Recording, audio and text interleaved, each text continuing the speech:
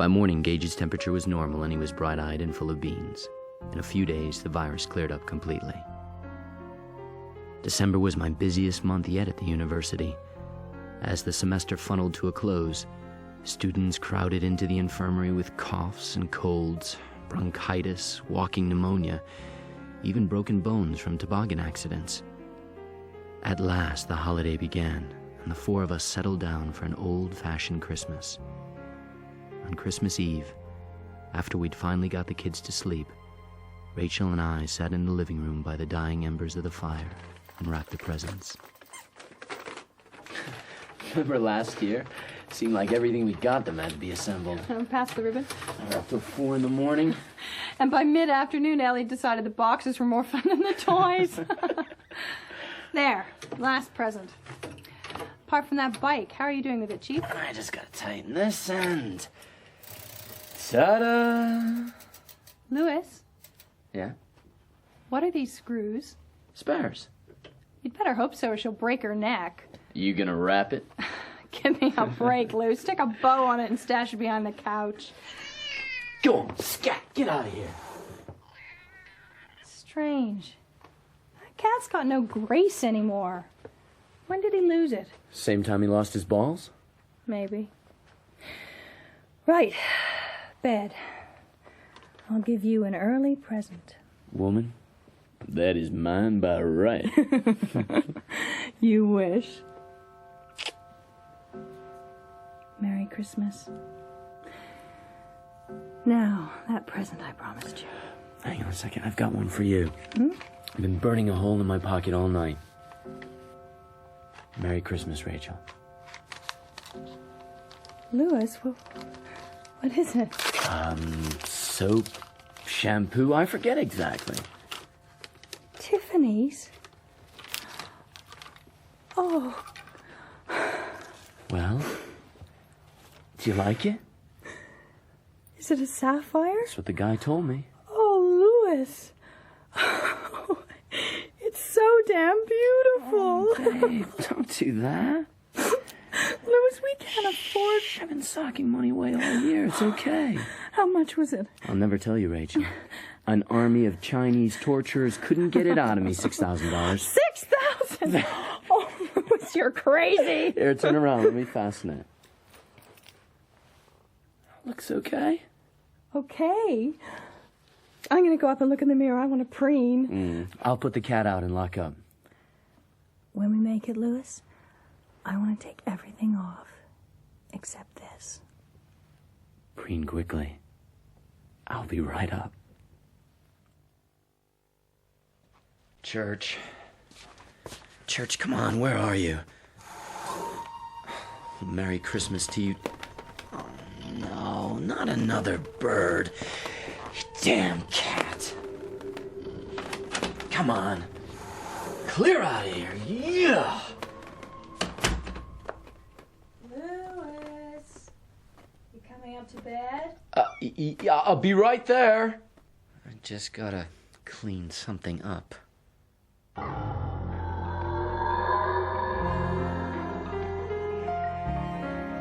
On New Year's Eve, Judd and Norma came over. Norma seemed frail, as if she'd suddenly aged 10 years. And as I watched her drinking Rachel's eggnog, I had a terrible foreboding. When the students came back after the holiday, the flu came with them. The infirmary was busy 10, 12 hours a day. I went home in the evenings utterly whacked, but happy. Then, in late January, in a week of blizzards and sub-zero temperatures, Norma died. Judd. Well, she's gone. Doc Merrill said it was probably a brain embolism. What does that mean? It means she didn't suffer. I wouldn't mind going that way myself. But not just yet, eh? It's good, Judd. Norma would have wanted you to cry. Probably been pissed off with you if you didn't. Should have seen her when she was 16, Louis. Coming from church with a jacket unbuttoned, a shirt waist so clean and white, your eyes would have popped. Get me a beer, will you? Have one yourself. Yeah, sure. A bit early in the day, I know, but... I tell you, Louis, she was so damn beautiful, she could have made the devil swear off drinking. Well, thank God she never asked me to do it. There you go. To Norma. May she have peace. And wherever she is, let there be no friggin' arthritis. So Judd sat in his kitchen and drank beer and reminisced. A stream of warm memories and anecdotes, colorful and clear, and sometimes arresting. And between telling stories of the past, Judd dealt with the present in a way I could only watch and admire. Could you have someone do her hair, please, Mr. Mortensen? She hadn't washed it since Saturday. A wash and set is all part of the service, Mr. Crandall. Would you like her cosmeticized? Lightly. She's dead. People know it. No need to tot her up. Crackers, another couple of beers, Lou. This is going to take a while. Yeah. And I'd like the coffin closed during the funeral, but open in the chapel of rest. Judd was so composed, so courteous. I felt a great admiration for him then. And love. Yes. And love. That night, when Ellie came downstairs in her pajamas to be kissed, I knew she was going to ask me about Norma Crandall. I also knew Rachel was outside the door, listening to what I had to say. Will Mrs. Crandall go to heaven? Well, I don't really know, honey. Hang on. Come here. People believe all sorts of things about what happens when we die. Some people think we go to heaven or to hell. Some think we're born all over again. Reincarnation? Reincarnation, yes, that's right. There's a whole heap of different ideas, Ellie, but no one really knows. People say they do, but what they mean is they believe because of faith. You know what faith is? I guess so. Well, here we are sitting in this armchair. You think it'll be here tomorrow? Yeah, sure. Well, you have faith in that. So do I. Faith is believing a thing will be. Well, we don't know it'll be here. Some crazed chair burglar might break in and steal it. Really religious people say that having faith and knowing are the same thing, but I don't think so. Because when it comes to death, there are too many different ideas on the subject. What we know is this. When we die, either some part of us, our soul, I guess, somehow survives. Or not. If it does, all sorts of things are possible. If not, nada. The end. Which do you have faith in, Daddy? I used to think death was the end. But I guess I've changed my mind. I believe we go on. How? I don't know. But I think Mrs. Crandall is probably somewhere she can be happy. You have faith in that? I guess so. I also have faith in the fact that it's your bedtime like 20 minutes ago.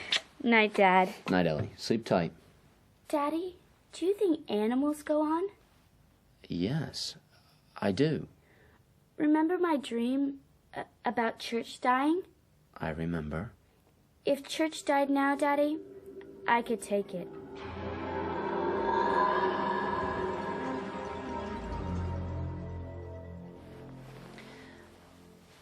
I heard you talking to Ellie about death. You don't approve? No. No, it's not that, Louis. I get scared. Scared of dying? Not myself. I don't think about that. No, not anymore. As a kid, I thought about it a lot. I dreamed that monsters were coming to get me. They all look like my sister Zelda. Zelda? You don't talk about her much. Oh, Louis, you're sweet. I never talk about her. Oh, I guess you've got your reasons. Yeah. She died of meningitis, was it? Spinal meningitis. She was 2 years older than me, and she caught it, and she died in the back room like a dirty secret. A dirty secret.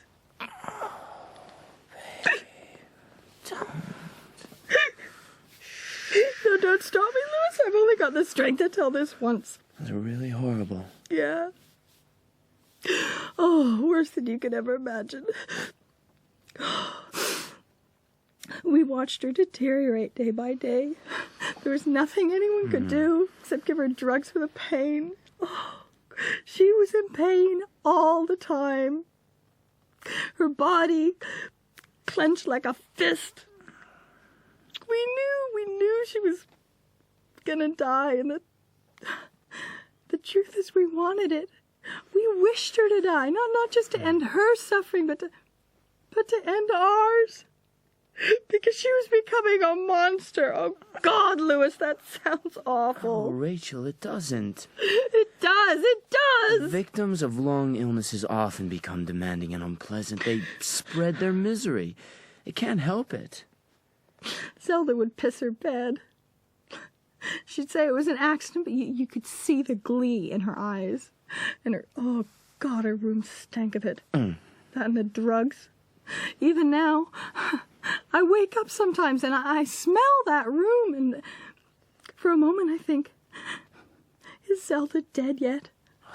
Rachel. By the end, none of us could remember her the way she used to be, not even my mother. She was just this foul, hateful, screaming thing in the back room. Our dirty secret. My parents were out when she finally died. They left you alone? Oh, I mean, it was Passover. They went to see friends. They weren't away long. How old were you? 8. Jeez. I was downstairs. I was trying to read, but I couldn't because Zelda was screaming, and I wanted it to stop, and then it did suddenly, and I knew something was wrong. I ran up to her room, and Zelda was choking like... Rachel, that's enough. No, now. I'm explaining why I can't go to Norma's funeral and why we had that stupid fight about that pet cemetery. Shh, come on now, that's all forgotten. No, not by me. I turned Zelda over and I thumped her back, and she started to convulse. I knew she was dying, and I thought they'll say I murdered her because Louis, my first thought when I saw her like that was, oh good, Zelda's dying at last and it's gonna be over. I saw her face go dark and her eyes bulge, and I backed away into a wall, and a picture fell down. It was from one of the Oz books that Zelda liked, Oz the Great and Terrible. Only she couldn't say that. She said Oz the Great and Terrible, and it smashed, and I ran out of the room screaming, Zelda's dead! Zelda's dead! Zelda's dead! I was hiding in the garden when the neighbors came. They thought I was crying. But I wasn't crying, Louis. I wasn't. I was laughing. Good for you. No, you don't mean that. I do. If I needed another reason to really dislike your mother and father, I've got it now. You should have never been left alone with her, Rachel. Never. Where are you going? I'll get you a Valium. No, Louis, you know I don't. Tonight you do.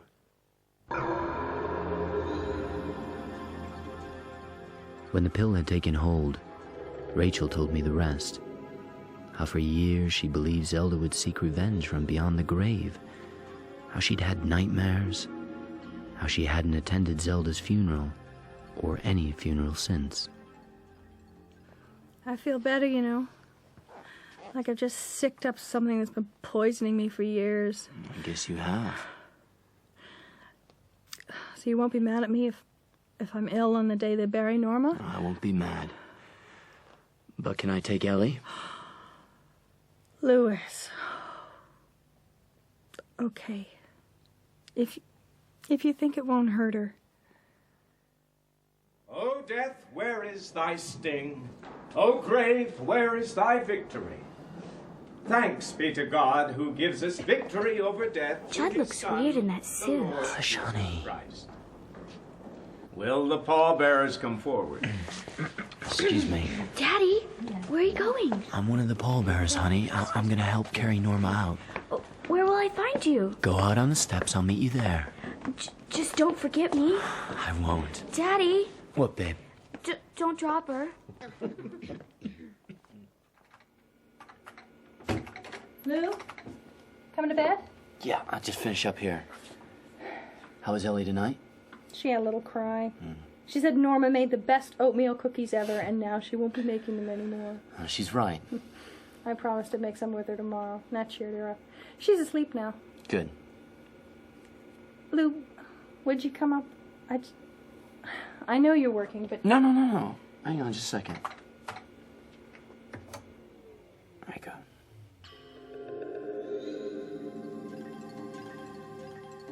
Time rolled by.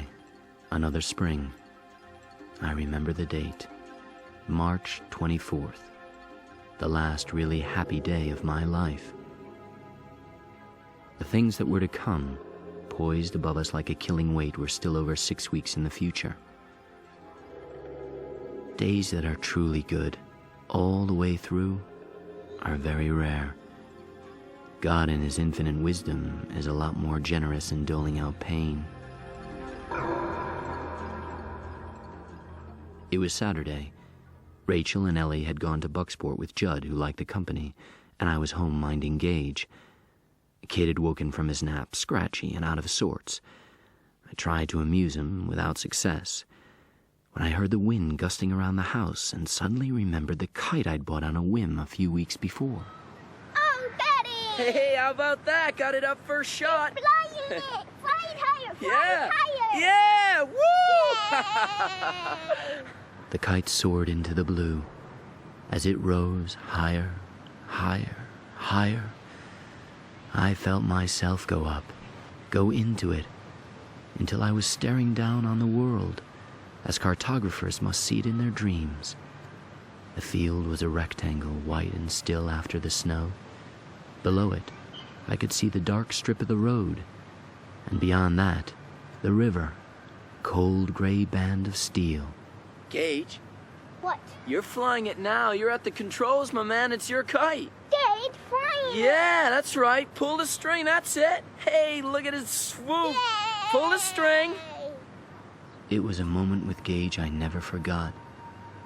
Just as I'd gone up into the kite, now I felt myself go down into my son, until I was in Gage's tiny house, looking out of the windows that were his eyes at a world that was huge and bright, where Vinton's field was as big as a prairie, and a kite soared miles above me. I love you, Gage. I love you, Daddy. And Gage, who now had less than 2 months to live, tugged at the string that was drumming in his fist and made the kite swoop and dive.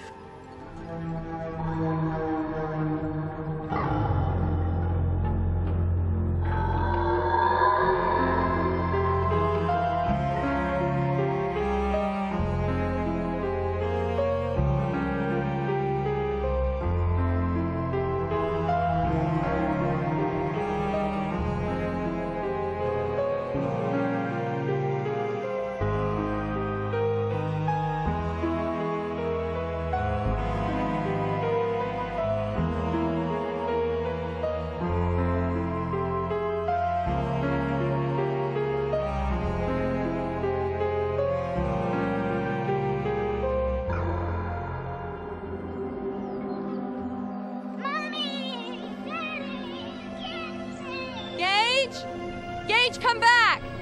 Don't run! Louis, go after him! Gage, stop! Stay there!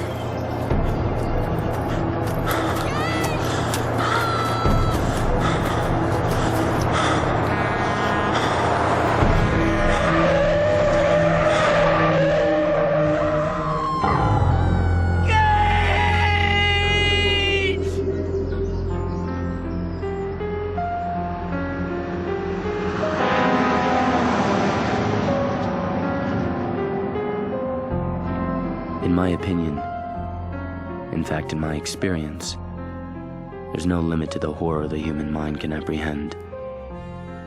When the nightmare grows dark enough, horror spawns horror. Coincidental evils beget other, deliberate ones until at last, darkness covers everything. The interesting question is, how much of this can a man stand and stay sane? But I didn't think about any of this at the time. By which I mean at the time of my son's death. Gage William Creed. During those few days leading up to the funeral, I didn't think about anything much. I just replayed the accident in my head, over and over. Gage! Stop! Stay there!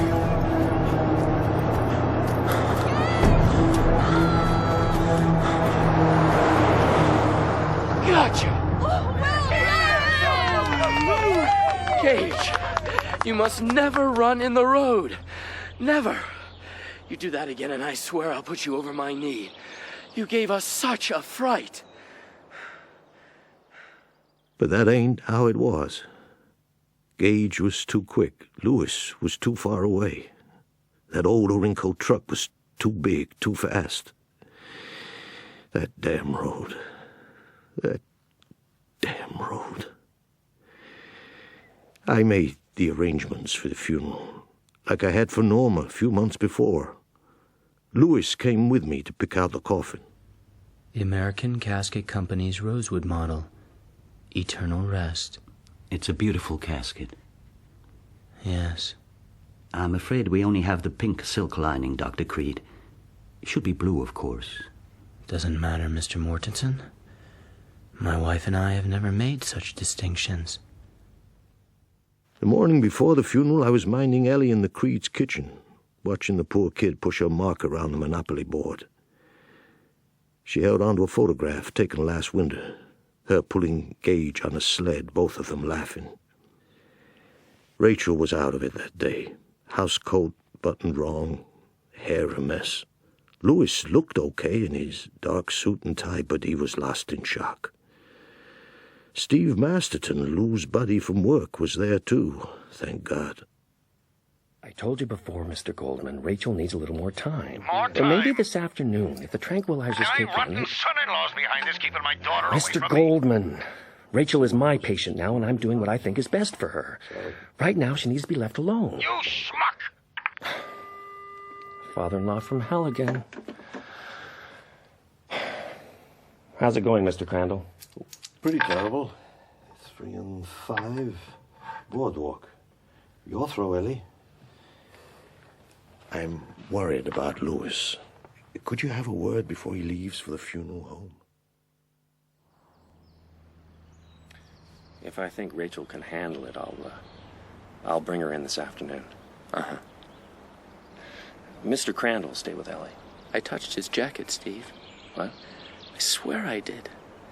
But by then he couldn't stop and the truck was going so Ooh, fast. get a hold of yourself. Right. I don't think you've noticed, but Ellie isn't vocalizing.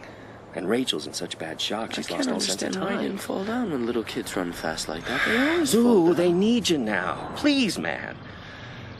I can give your wife a shot, but...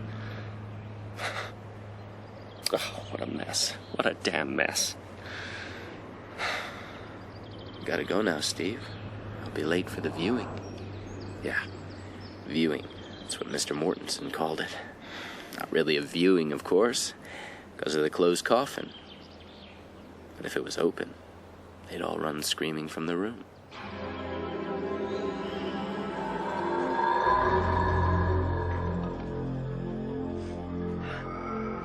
Oh, Louis, I'm so sorry.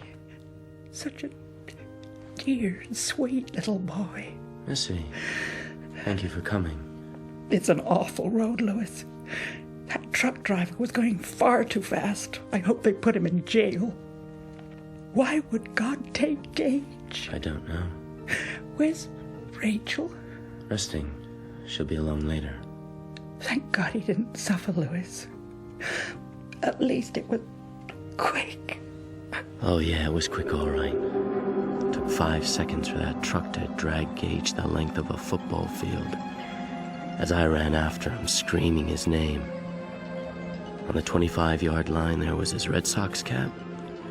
50-yard line, one of his Spider-Man sneakers. 75-yard line, his sweater turned inside out. Then there was Gage. Louis?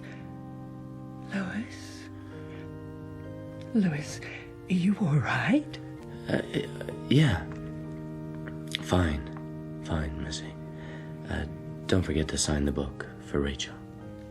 Be well, Louis. Missy hurried on down the aisle for the ritual examination of the coffin. Then the rest came, moving in a shuffling line, and I received them. Their handshakes, hugs, tears. Collar and sleeve of my jacket got quite damp. He's with the angels now. His whole life ahead of him.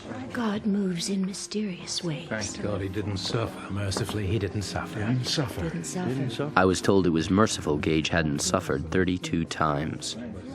God works in mysterious ways, 25. He's with the angels now, a mere 12 times. By the time my parents-in-law appeared, I felt like a boxer at the end of a long, hard fight. I thought how old they looked, and I decided it was time to let bygones be bygones.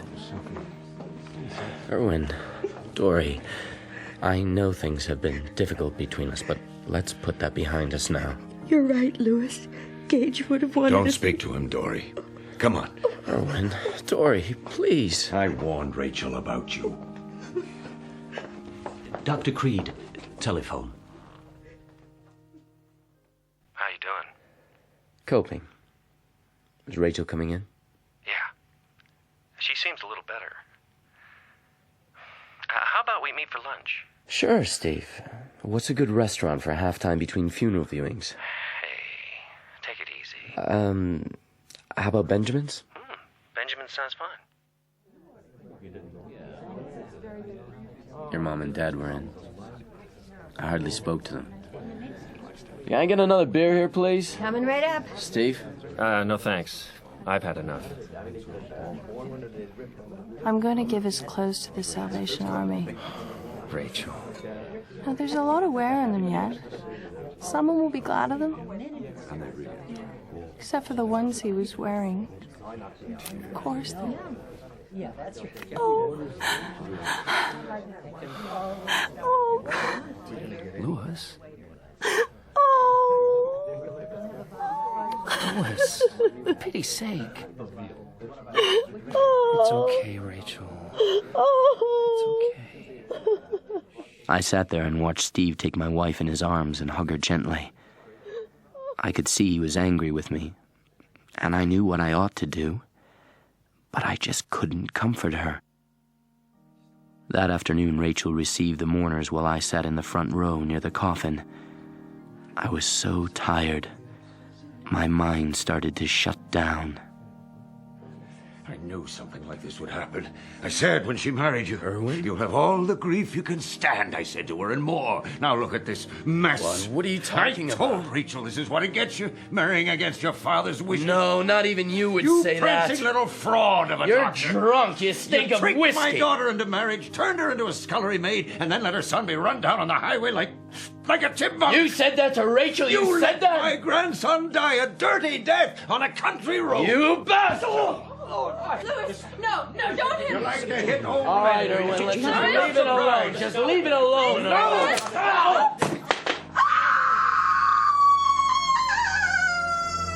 Gage's coffin fell on its lid, so it didn't actually open and spill out his sad, hurt remains. We were spared that, at least. Sitting there on the floor, bleeding onto the broken vases and crushed flowers, I began to weep. Beside me, Erwin Goldman was weeping too. Rachel was led out by her mother, still screaming. Later, she became very quiet. When I got her home, I sedated her and put her to bed. Try to sleep now. I'm sorry, Rachel. I'd give anything in the world for that not to have happened. Doesn't matter. You'll put Ellie to bed? Of course. How bad are you? Pretty bad, Louis. Pretty damn terrible. You don't want to sleep with Mommy tonight? No. You sure? Yeah, she steals the covers. I want you to know, Ellie, that if we keep on loving each other, we can get through this. I'm going to wish really hard. I'm going to pray to God for Gage to come back. Come on, Ellie. God doesn't bring people... God can bring Gage back if he wants to. God can do anything. God doesn't do things like that. He does so. In Sunday school, the teacher told us about this guy, Lazarus. He was dead, and Jesus brought him back to life. He said, "Lazarus, come forth." Ellie, that's just... That was a long time ago. I'm going to keep things ready for Gage. I'm going to carry his picture and sit in his chair and, get things ready. In case. It makes a kind of crazed sense. Keep the lines open. Keep Gage in the hot 100. Remember when Gage did this or that? Yeah, good old Gage. What a kid. Because a day will come, Ellie, maybe soon, when you'll forget to carry his picture. And I'll see it lying in this empty room while you ride your bike or watch television or go out to play with a friend. When Gage becomes something that happened once, a blast from the past. Ellie, don't cry anymore. This isn't forever. Ellie fell asleep before her tears stopped. I left her bedroom and stood at the head of the stairs. I knew what I needed. I needed to get drunk. I got nothing for you. Go kill a bird. You don't even eat them, do you? Just killing them's enough for you.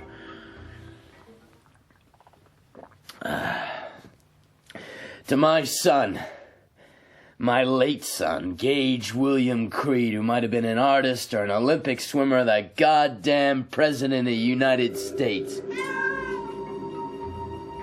Hey, Frankencat, good luck. Has anyone ever buried a person up there? Louis, no! Whoever would? When are you gonna do it, Louis, my man? When are you gonna take Gage up to the woods? Never. You must not go beyond this, no matter how much you feel the need. Makes perfect sense. Gage was killed on the road just like Church. Now Church has come back. Not right, he's not... What, Ellie? Church smells funny. He's not Church anymore. Okay, he's a bit ripe. He kills a few birds. A few birds, jeez. Ellie still loves him. He's still part of the family. No, I won't go down that road. That's insanity. There is more power here than you can understand. It is old and always restless. Remember this. God can do anything. In Sunday school, the teacher told us about this guy, Lazarus. He was dead, and Jesus brought him back to life. Yeah, Lou. But would it work?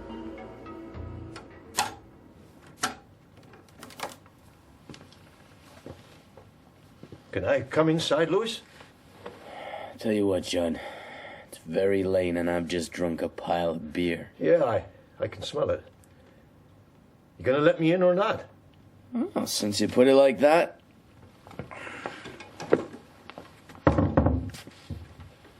Hey, you're in luck. Still a few left. Right. Thanks.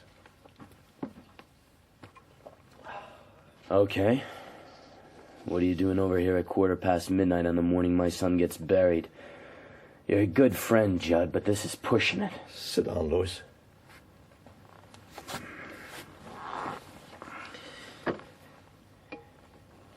Tell me you're not thinking of taking him up there. To the Micmac burying ground. I wasn't thinking about anything but going to bed. How far does the influence of that place extend, you know? Judd, I really don't I don't. I've lived my whole life in this patch of the world. That place was holy to the Micmacs, but not in a good way. Stanny B told me that, so did my dad. That's why I came over here tonight to tell you about Timmy Baderman. Who's Timmy Baderman? Timmy was one of 20 or so Ludlow boys. Went to fight Hitler in 42. Came back in a box with Old Glory on top in 43. His daddy, Bill Baderman, went crazy when he got the telegram. Then he quieted right down. He knew about the Micmac burying ground, see? Why didn't you tell me this before, Judd? After we did the cat. You didn't need to know then. Now you do.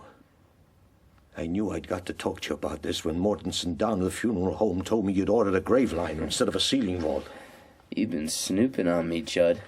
I'm sorry for that. You once told me your uncle was an undertaker, said you worked for him one summer. So what? So you know it takes a crane and a gang of navvies to open a ceiling vault, but a grave liner, one guy with a pick and shovel could do it, if he was determined. Judd, it's late. I'm drunk and my heart aches. If you have to tell me a story, then tell it. Just get it over with. Timmy Baderman was shot dead on the road to Rome on July 15th, 1943. His body was shipped home 2 days later and put onto a mystery train with a dozen others. Mystery train? That's what they called those funeral trains. This one went all over the state. Bangor, Derry, Orrington, finally Ludlow, where Bill Baderman was waiting. Timmy was buried in Pleasant View Cemetery 2 days later with full military honors. Half of Ludlow was there. That would be July 22nd. 4 days after that, Marjorie Washburn, the mailwoman in those days, saw Timmy walking along the Peterson Road. Marge went straight back to the post office, tossed a bag of undelivered mail across George Anderson's desk. Marge? What's the matter? You look as white as a bone. I don't want to talk about it. Are you sick? I said I don't want to talk about it. She didn't either. Not till 20 years had passed, and she was dying. I knew he was dead. Hell, I'd been to his funeral. Then there he was, walking, lurching up the Peterson Road, dead pale, eyes like raisins in bread dough, wearing an old army greatcoat, though it must have been 90 in the shade. I saw a ghost that day. Pretty soon, others saw Timmy. Mrs. Stratton was one. She had a house on the Peterson Road. She'd play her jazz records for you and throw a little party if you had a $10 bill that wasn't working too hard. She saw Timmy from her porch. He stood there at the edge of the road, hands dangling, chin pushed out. My heart was going like 60. I was too scared to move. Then he turned and looked at me. And his eyes, they were like dusty marbles. And he grinned. Still got your jazz records, Mrs. Stratton? 'Cause I wouldn't mind cutting a rug with you. Maybe this very night. Mrs. Stratton went inside, didn't come out for a week. By which time it was all over. You saw him, didn't you? Yeah, I saw him. What was he like?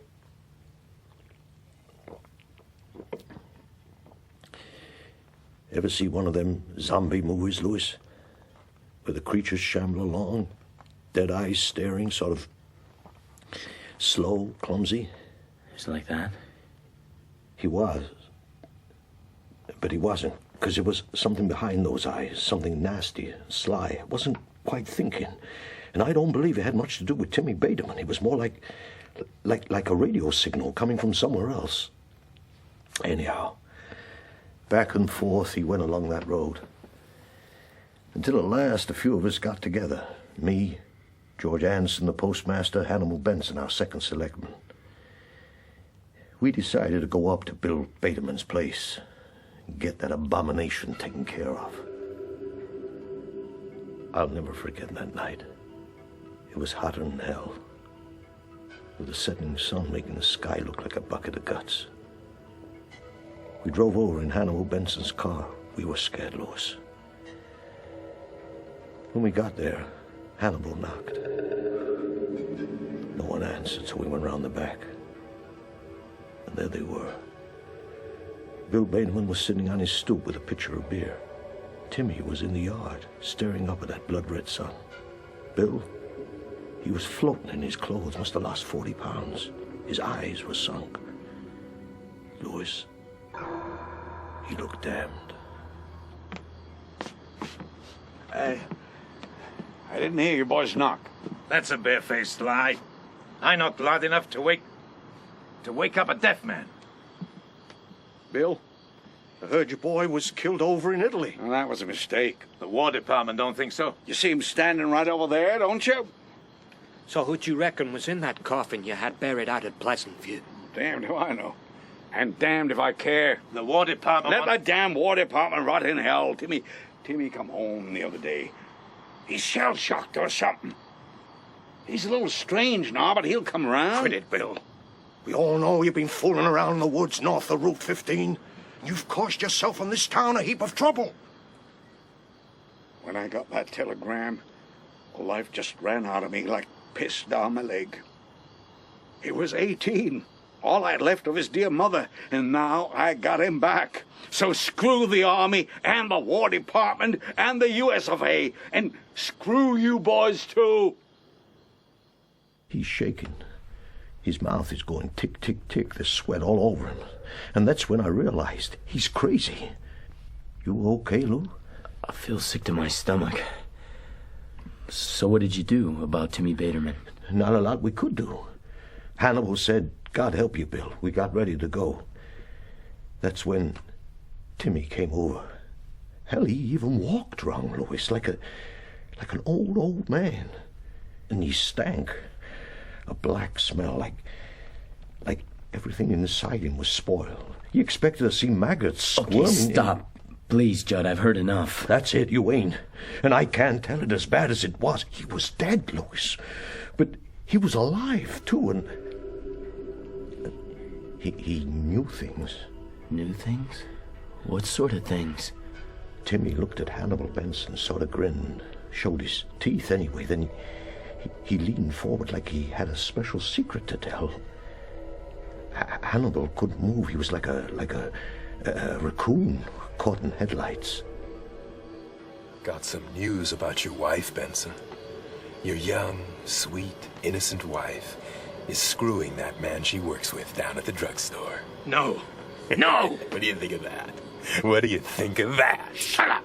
Shut up or I'll knock you down, whatever you are. And you, old man Anderson, that grandson you set such store by is just willing you to die. And you want to know what he calls you? Old wooden leg. What do you think of that? But my, won't he spit when he finds all the money he's waiting for has been spent on gambling.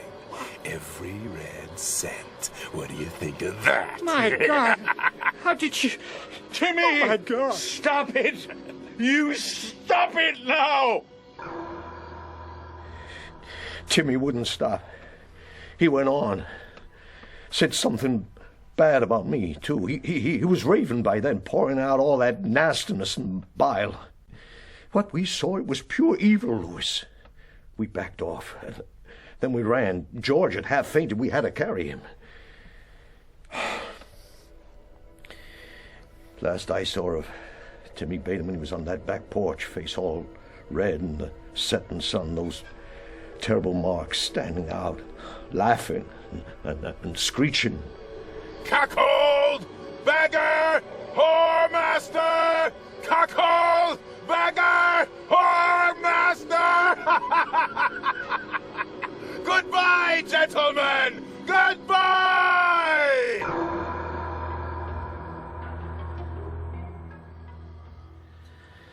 Those things Timmy said, were they true? I don't rightly know.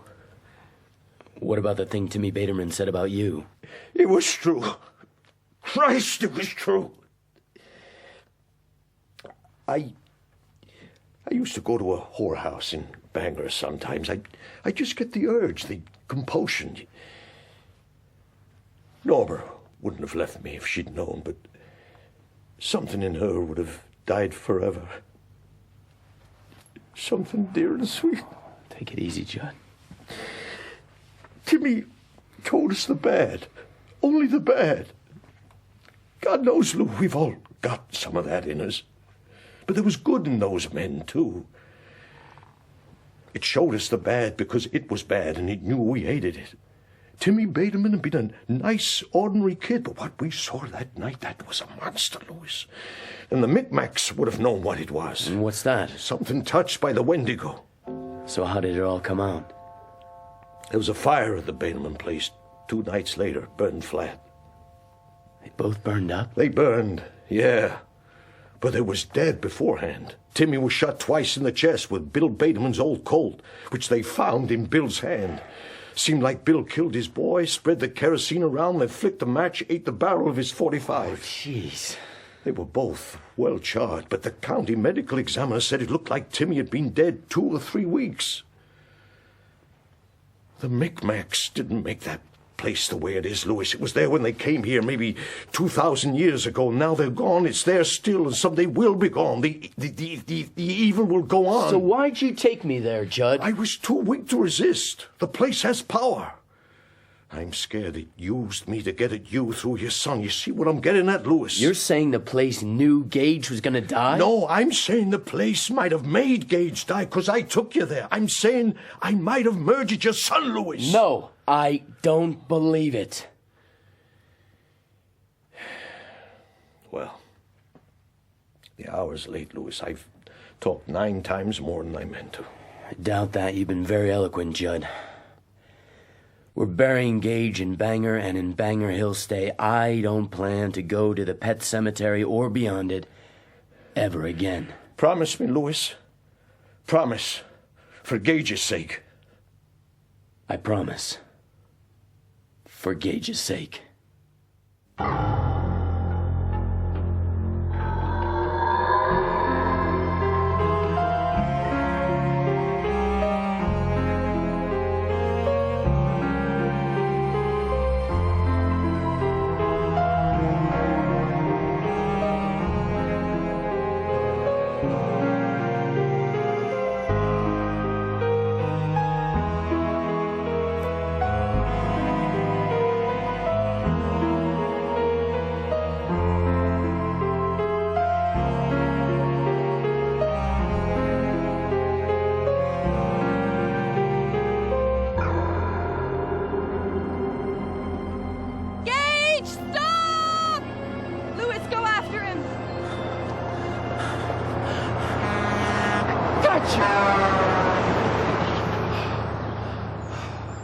Gage, you must never, never run in the road. Never.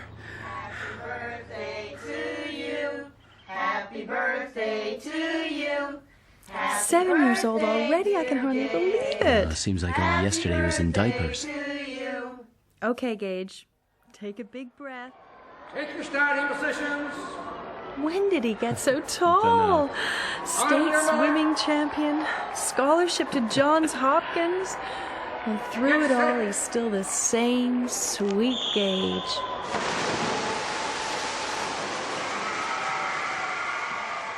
And so, Gage William Creed, who celebrated his 19th birthday earlier this month, steps onto the podium to accept the first gold medal for Gold. America of these Olympic I feel so proud. Oh, Louis. I never thought. That afternoon all those years ago when I raced that Orenco truck for Gage's life, he was stepping up on that podium.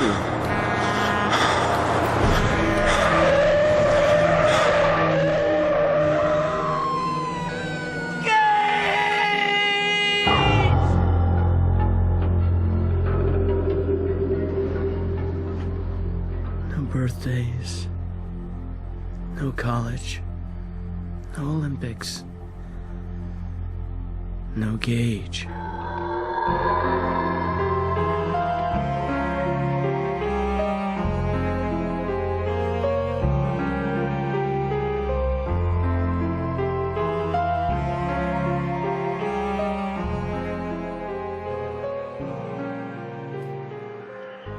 Suffer little children to come unto me, and forbid them not, for such is the kingdom of God. We buried Gage at 2 o'clock that afternoon with a short graveside service. My father-in-law stood opposite me across the grave, avoiding my eyes.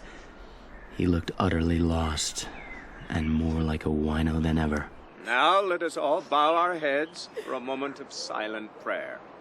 It takes a crane and a gang of navvies to open a ceiling vault, but a grave liner, one guy with a pick and shovel could do it, if he was determined. No, I won't think of that.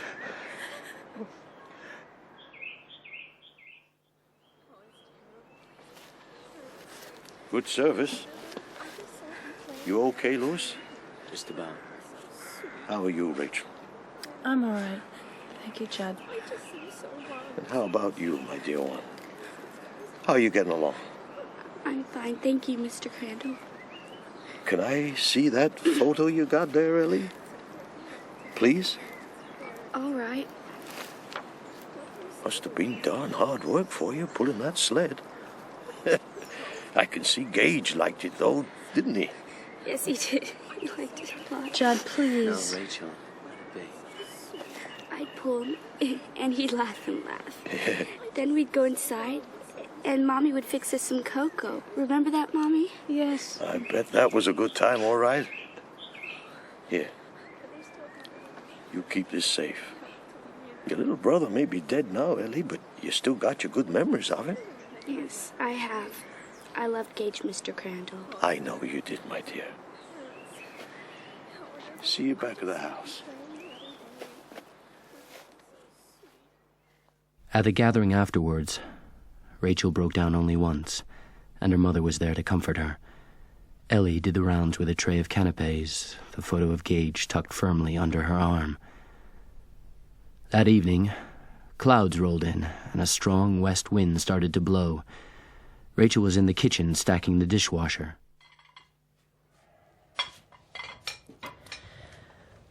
What are you looking for, Lou? Car keys. Take mine. Thanks. Where are you going? Thought I'd pick up a pizza.